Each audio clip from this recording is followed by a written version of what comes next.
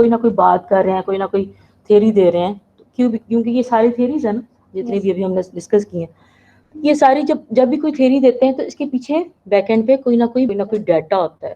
ٹھیک ہے, ڈیٹا سے گزر کے ایک سسٹمیٹک وے سے جب بھی کوئی چیز سامنے آتی ہے وہ کیا ہوتی ہے؟ سائنس.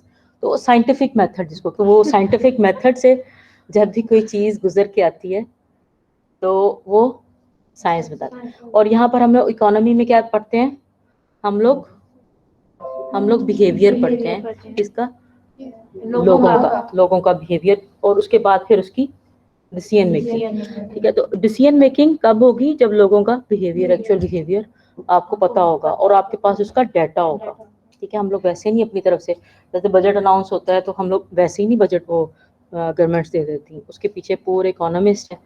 اکانومسٹ نے جا کے ڈیٹا سیٹ گیدر کیا ہے اور اس کے بعد پھر لوگوں کے سوشل بیہیویئر کو چیک کیا ہے کہ لوگوں کی پریفرنسز کیا ہیں اس وقت.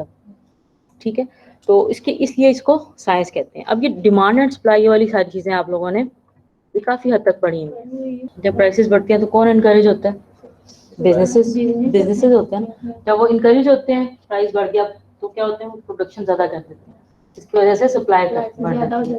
اب اس کو نا صرف ڈیمانڈ اینڈ سپلائی کے اوپر ساری کی ساری تھیوری ہے. اچھا, یہ جو ایکویلیبرم پوائنٹ ہے یہ کیا چیز ہے؟ اس کے بارے میں ایک بات ہمارے پاس ڈسکس ہوئی ہے. ڈیمانڈ اور سپلائی جہاں پر انٹرسیکٹ کرتے ہیں, کیسے انٹرسیکٹ کریں گے یہاں پہ؟ اس کے پیچھے نا میں نے ایک تھیوری بتائی آپ لوگوں کو, انویزیبل ہینڈ. یہ جیسے ایڈم اسمتھ نے دیا تھا, جہاں پر بائر اور سیلر یعنی بائر جو ہے وہ خریدنے کے لیے تیار ہے اور سیلر جس پوائنٹ پہ جس پرائز کے اوپر چیزیں سیل کرنے کے لیے تیار ہے, تو پھر وہ کیا چیز ہے؟ آپ کا ایکویلیبرم پوائنٹ. ایڈم اسمتھ نے سارا کیا دیا تھا؟ انویزیبل ہینڈ کی صورت میں دیا تھا کہ نیچر میں سے کچھ ایسی چیزیں آتی ہیں, نیچر میں سے. اب جیسے میں نے آپ کو بتایا تھا, جیسے آپ buyer who, being a buyer, تو آپ کی اگر ارجنٹ ہے نیڈ تو آپ یا آپ کے پاس ٹائم کم ہے تو آپ کیا کرو گے؟ مارکیٹ کے اندر زیادہ نہیں پھرو گے, آپ سمپل ایک شاپ کیپر کے پاس جاؤ گے اور وہاں سے اپنی چیز کو بائی کر کے لے آؤ گے. ٹائم کم ہے. لیکن اگر آپ کے پاس ٹائم زیادہ ہے, آپ انجوائے کرتے ہو گھومنا پھرنا بھی اور چیزیں, آپ کیا کرتے ہو؟ ایک شاپ پہ جاتے ہو, پرائسز پتا کرتے ہو, کوالٹی دیکھتے ہو, اس کے بعد پھر نیکسٹ شاپ پہ چلے جاتے ہو. نیکسٹ شاپ پہ جا کے کوالٹی دیکھتے ہو, چیزیں دیکھتے ہو, اور اس کے بعد پھر یعنی مارکیٹ کو دیکھتے ہو آپ اصل میں. تو مارکیٹ میں سیٹ کر کے پھر آپ اپنی چیزوں کو سلیکٹ کرتے ہو, ایسے ہی کرتے ہو نا. تو وہاں پر کیا چیز ہے ایکویلیبرم؟ کہاں پہ؟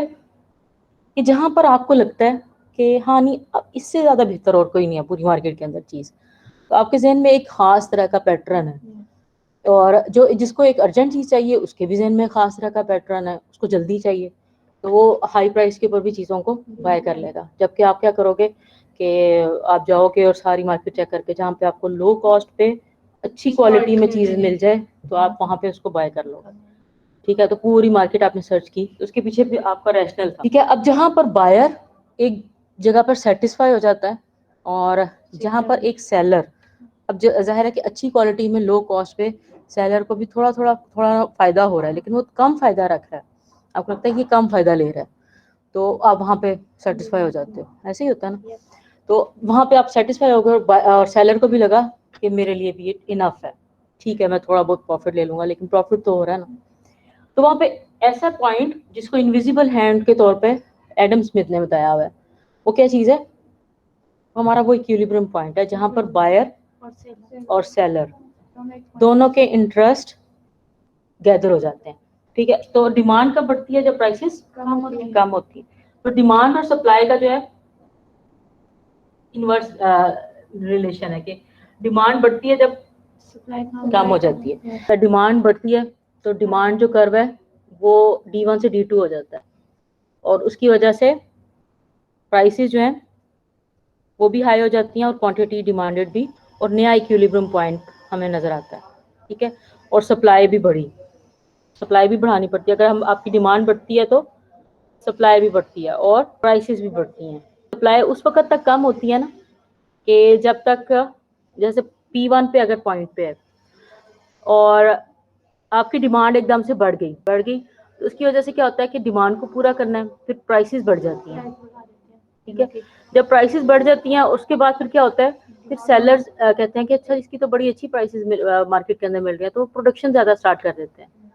ٹھیک ہے, جب وہ پروڈکشن زیادہ اسٹارٹ کرتے ہیں تو پھر وہ دوبارہ سے नया कर्व बन जाता है, नया इक्विलिब्रियम पॉइंट बन जाता है। लेकिन ये टाइम लगता है ना, थोड़ा सा जो टाइम लगता है। अब इस जहाँ पर टाइम लगता है वहाँ पर हाई प्राइसेस पे जो सेलर है वो यानी प्रॉफिट अगर 10 का ले रहा है तो वहाँ पे 20 का प्रॉफिट भी अर्न कर रहा होगा, लेकिन फिर with the passage of time फिर वो नया इक्विलिब्रियम बन जाएगा, फिर आपको प्रॉफिट मार्जिन दोबारा से कम हो जाएगा, ना शुरू हो जाएगी। लोगों की इनकम ज्यादा होगी। अब लोग क्या चाहते हैं कि सहूलत चाहता है हर कोई, तो क्या करेगा, कार ज्यादा डिमांड करेगा। और इकोनॉमी के अंदर इनकम उनकी ज्यादा होगी तो फिर कार्स की डिमांड भी बढ़ गई, तो नया डिमांड कर्व आ गया। अब आपको कार्स की डिमांड बढ़ गई है तो सप्लायर की क्या है कोशिश, उसकी प्राइसेस बढ़ा दी जाए कि जो जिसके पास ज्यादा पैसा है तो वही आ जाए, वही आपसे कार खरीदे। तो फिर क्या होगा, प्राइसेस भी बढ़ जाएंगे। इसके बाद फिर एक बिहेवियर देखा जाएगा कि लोगों की इनकम बढ़ गई है, लोग इस इतने भी पैसे देने के लिए तैयार है। फिर क्या होता है, फिर बिजनेसेस भी एनकरेज होते हैं, फिर नई वो भी प्रोडक्शन अपनी ज़्यादा स्टार्ट कर देते हैं। और उसके बाद फिर एक नया इक्विलिब्रियम पॉइंट मिल जाता है जो कि रेड लाइन के ऊपर है, नया सप्लाई कर्व जहाँ पे है ना, अगर यहाँ पर था तो यहाँ पे आना शुरू हो जाएगा, क्योंकि बिजनेसेस इंकरेज हुए हैं कि प्राइसेस आप ज़्यादा मिल रही हैं तो ज़्यादा उसके ऊपर प्रोडक्शन शुरू कर देंगे। जब इनकम बढ़ी तो लोगों ने डिसीजन लिया कि हमें कार्स लेनी है, लेकिन डिमांड उस वक्त जो थी पहले अगर यहाँ थी तो अब चेंज हुई है, ऊपर हुई है। अच्छा, प्राइसेस भी अब जब डिमांड बढ़ गई तो फिर प्राइसेस भी बढ़ गए। जब प्राइसेस बढ़े तो फिर क्या हुआ, अब वही लोग अफोर्ड कर सक रहे हैं उस चीज को जो उतना पे कर सकते हैं, प्राइसेस इंक्रीज हो गई है ना, अब वही सिर्फ कर सक रहे हैं, ठीक है। और उसकी वजह से क्या होगा, सप्लाई लिमिटेड रह जाएगी, यानी सब आपकी चीजें quantities of cars produce supply at each price and increase in, अब दोबारा से सोचिए इसको देखिए, an increase in price reduces the quantity of cars producer supply at each price. जिस प्राइस पे वो पहले बना रहे थे उस प्राइसेस पे वो रिड्यूस हो जाएंगी, ठीक है। और उसके बाद फिर क्या होगा, सप्लाई पीछे से कम हो गई, पहले कम हुई ना, उसके बाद फिर ये बढ़ेगी, which increases the market price. Supply जब कम हो गई है फिर क्या होगा, मार्केट प्राइस बढ़ गई। इतनी प्राइसेस बढ़ी हैं उसके मुताबिक आपको क्वांटिटी भी प्रोड्यूस करनी है और क्वालिटी भी प्रोड्यूस करनी है। तो ये चीज़ की समझ आई, सप्लाई कम हो जाती है जब डिमांड, लोगों की इनकम बढ़ गई तो ज़्यादा लोग अब बाय करने आ गए ना। पहले अगर 10 थे तो अब कितने आ गए, 15 आ गए, तो सप्लाई उस हिसाब से कम है। एस्टीमेट जो था उनका 10 का था, अब एकदम से लोगों की इनकम बढ़ी तो डिमांड क्या हुआ, बढ़ गई। तो अब सिर्फ वो लोग अफोर्ड कर सक रहे हैं जिनके पास पैसे हैं। अब जिनके पास पैसे हैं वो तो अफोर्ड कर लेंगे, और जो जिनके पास नहीं है उतने, क्वांटिटी डिमांड कम हो गई, प्राइसेस जो बढ़ गए, जब प्राइसेस बढ़े तो क्वांटिटी डिमांड कम हो गई, कम हुई। और उसके बाद फिर लेकिन सप्लायर उस टाइम पे इनकरेज हो रहा है कि प्राइसेस अब बढ़ गए हैं, फिर थोड़े से अरसे बाद फिर नए सप्लायर्स आ जाएंगे, फिर उसको बैलेंस करेंगे, दोबारा से एक नया इक्विलिब्रियम पॉइंट बनेगा। एंडोजीनियस वेरिएबल्स और एक्सोजीनियस वेरिएबल्स, ठीक है। अब ये जो हम लोग बात कर रहे हैं ना प्राइस, अब इस ग्राफ के अंदर प्राइस है, सप्लाई है और क्वांटिटी डिमांड है, 3 वेरिएबल्स हैं, ठीक है।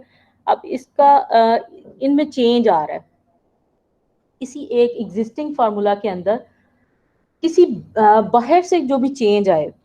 अच्छा, जो भी एग्जिस्टिंग है वो एंडोजीनियस वेरिएबल्स हैं, प्राइस है, सप्लाई है, क्वांटिटी डिमांडेड है, ये आपके एंडोजीनियस वेरिएबल्स हैं जो एक मॉडल को एक्सप्लेन कर रहे हैं। अब इसके अंदर लिखा नहीं हुआ कि किसकी वजह से सप्लाई कम हुई है, या इसके अंदर ये लिखा नहीं हुआ कि किसकी वजह से डिमांड बढ़ी है। तो ये किसकी वजह से बढ़ी है, वो इनकम की वजह से बढ़ी है, ठीक है ना। चेंज आया इनकम, अब इनकम कहाँ पे है, इस मॉडल के अंदर नहीं एक्सप्लेन हुआ, लेकिन इसने इफेक्ट किया उस मॉडल को, चेंज किया ना सप्लाई को या डिमांड को, जो चेंज किया है, जो बाहर का वेरिएबल है जो आपका एग्जिस्टिंग मॉडल को चेंज करता है वो आपका एक्सोजीनियस वेरिएबल। इसके अंदर कहीं ना कहीं बाहर की वेरिएबल्स हैं जिसकी वजह से ये चेंज आया, या यहाँ पर डिमांड है तो डिमांड कर यहाँ पर आ गया, D1 से D2 पे आ गया, तो ये वाला चेंज है कि किसी ना किसी वजह से आया है, पॉसिबली इनकम की वजह से, पॉसिबली कोई इन्वायरमेंटल फैक्टर्स की वजह से, या पॉसिबली किसी और वजह से डिमांड के अंदर चेंज आ गया।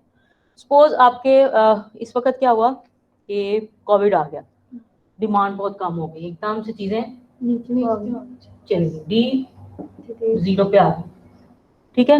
0 1 اور تو کیا ہوا کسی نہ کسی وجہ سے جو یہ والے فیکٹرز ہیں کووڈ ہے نا ایک فیکٹر ہے تو وہ ایکزوجینیس ویریبل ٹھیک ہے نا کوئی ڈیزاسٹر ہو گیا خدا نہ خواستہ ڈیزاسٹرز نہیں آتا نا کوئی ارتھ کوئک آ گیا اس کی وجہ سے کسی خاص چیز کی ڈیمانڈ یا سپلائی میں چینج آیا وہ کیا چیز ہے آپ کی ایکزوجینیس ویریبل جو باہر سے ماڈل کو افیکٹ کرتی ہے وہ کیا چیز ہے جو باہر سے ایک ایگزسٹنگ ماڈل کو باہر سے افیکٹ کرتی ہے وہ کیا چیز ہے ایکزوجینیس ویریبل اور جو ایکسپلین کرتی ہے ماڈل کو وہ انڈوجینیس ہے ایکسپلین ٹھیک ہے عید آ جاتی ہے ڈیمانڈ بڑھ گئی چیزوں کی عید کیا ہے